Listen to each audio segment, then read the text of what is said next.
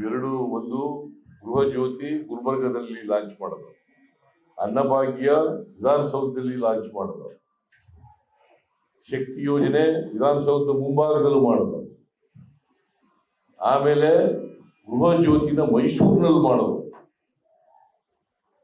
ಈಗ ಯುವ ನಿಧಿಯನ್ನ ಈಗಾಗಲೇ 26 ಡಿಸೆಂಬರ್ಗೆ ನೋಂದಣಿ ಶುರುವಾಗಿದೆ. ನಾಳಿದ್ದು, ನಾಳೆ ಅಲ್ಲ ನಾಳಿದ್ದು ಅಂದ್ರೆ 12 ಜನವರಿ 2024,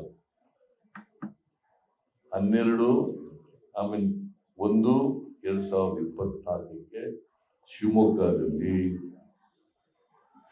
ನಾವು ಏನ್ ಭರವಸೆ ಕೊಟ್ಟಿದ್ದು ಇವರಿಗೆ, ಯುವಕರಿಗೆ, ಯುವತಿಯರಿಗೆ ಏನಂತ ಭರವಸೆ ಕೊಟ್ಟಿದ್ದು, 22-23ರಲ್ಲಿ ಪಾಸ್ ಆದವರು 6 ತಿಂಗಳು ಕೆಲಸ ಸಿಗದೆ ಹೋದ್ರೆ ಅವರಿಗೆ, ಅಂತ್ಯವರಿಗೆ ಗ್ರಾಜ್ಯುಯೇಟ್ಸ್ ಆದವರಿಗೆ 3,000 ರೂಪಾಯಿ ತಿಂಗಳಿಗೆ, ಗ್ರಾಜ್ಯುಯೇಟ್ಸ್ ಆದವರಿಗೆ 3,000, ಡಿಪ್ಲೊಮಾ ಹೋಲ್ಡರ್ಸ್ಗೆ 1,500 ರೂಪಾಯಿ, 1,500 ರೂಪಾಯಿ ಅಂತ ಹೇಳಿದ್ರು. ಅದು 2 ವರ್ಷದವರೆಗೂ ಕೊಡ್ತೀವಿ. In addition to this benefit ಅವರಿಗೆ ಟ್ರೈನಿಂಗ್ ಕೂಡ ಕೊಡ್ತೀವಿ, ಸ್ಕಿಲ್ ಡೆವಲಪ್ಮೆಂಟ್ ಟ್ರೈನಿಂಗ್ ಕೂಡ ಕೊಡ್ತೀವಿ.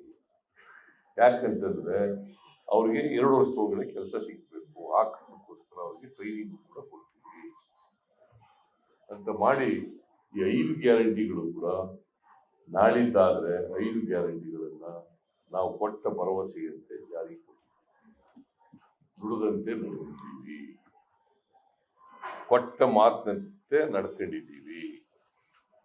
ಬಿಜೆಪಿಯವರು ಅವ್ರಿಗೆ ಕೇಳಿ, ನೀವು ಕೇಳೋದು ಇಲ್ಲ, ನಾವು ನಮ್ಗೆ ಬಂದಿರೋ ತಾಪತ್ರ ಏನು ಅಂತಂದ್ರೆ, you are not asking this question, you do not no.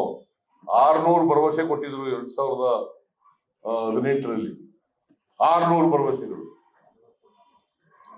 Let them say how many of them are implemented. 10%ಗಿಂತ ಜಾಸ್ತಿ ಇಂಪ್ಲಿಮೆಂಟ್ ಆಗಿದ್ರೆ ಅವರು ನಾ ರಾಜಕೀಯ ಬಿಟ್ಬಿಡ್ತೀನಿ. ಹೇಳ್ತಾರಲ್ಲ, ಈಗ ಬುರುಡೆ ಹೊಡಿತಾರಲ್ಲ, 600 ಪ್ರಾಮಿಸಸ್ ಮಾಡಿದ್ರು 2018ರಲ್ಲಿ. 60 ಒಳಗಡೆನೆ ಅವ್ರಿಗೆ ಮಾಡಿರೋದು. ಈಗ ರೈತರ ಬಗ್ಗೆ ಏನ್ ರಾಜ್ಯಪಾಲರು ಬೇಷನ್ ಮಾಡಿದ್ರಲ್ಲ,